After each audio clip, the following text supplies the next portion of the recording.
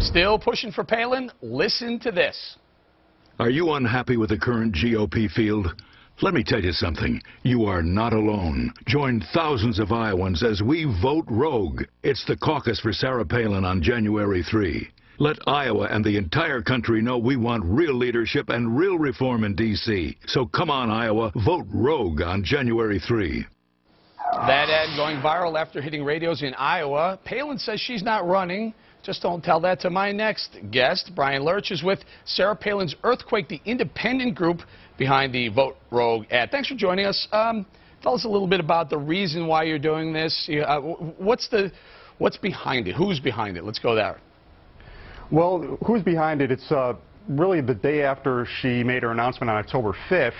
An organization called Sarah Palin's Earthquake started on Facebook, and the movement kind of grew from there, and it's just a grassroots organization of people who are concerned about the future of the country.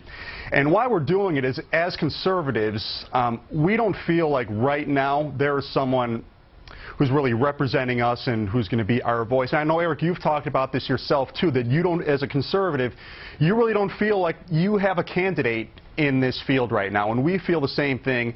And we just feel that the current crop of candidates in the GOP field doesn't really measure up to Governor Palin's qualities. And we just want to send a message out, and many of us are saying we're not going to settle this time around. We've done that too often. And but the Palin campaign or Sarah Palin's group isn't behind the ad, right? No, they are not behind this at all. This is this organization, this grassroots organization, is totally independent from her. I tell you, every time I interview Governor Palin, my Facebook page lights up, my Twitter feed lights up.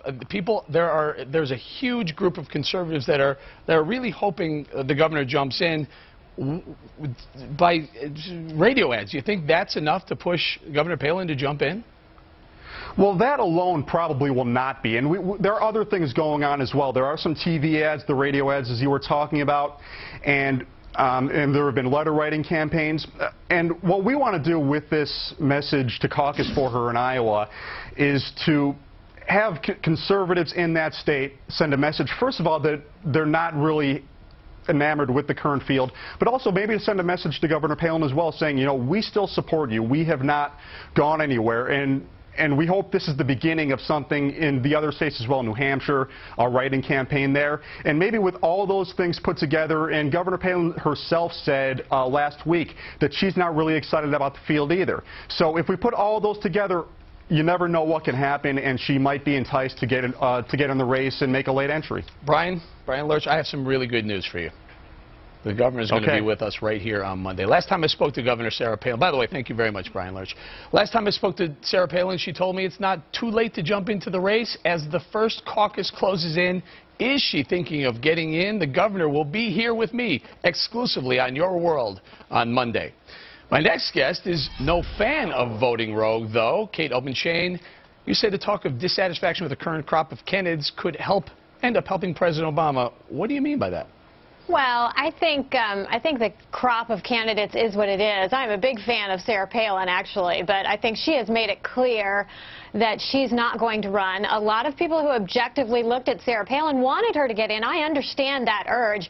When she got in, when she was named vice presidential candidate, that was the one time the McCain campaign took off. It wasn't until the economy went bust and McCain made that fateful decision that he was going to suspend his campaign when we needed him to be involved more than ever. For TARP to come back and make sure TARP goes through. Go ahead. I'm sorry, Kate. Yeah, exactly. It was crazy when we needed to hear conservative ideas.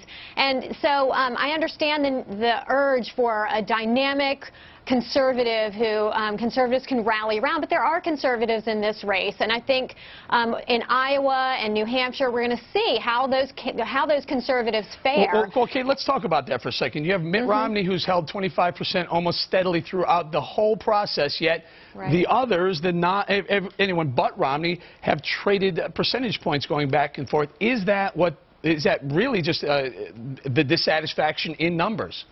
No, I think it's looking for the right candidate, looking for the candidate that's going to ignite the conservative base.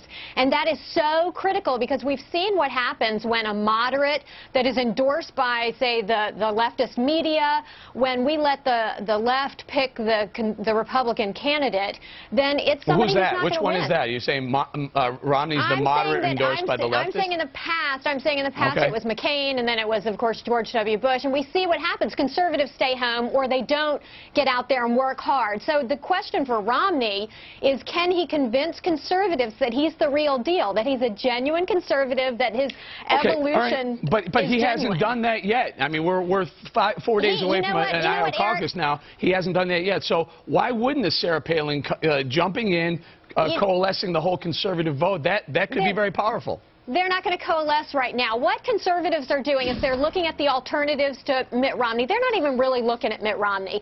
They're looking at the others to see who most closely fits their ideology.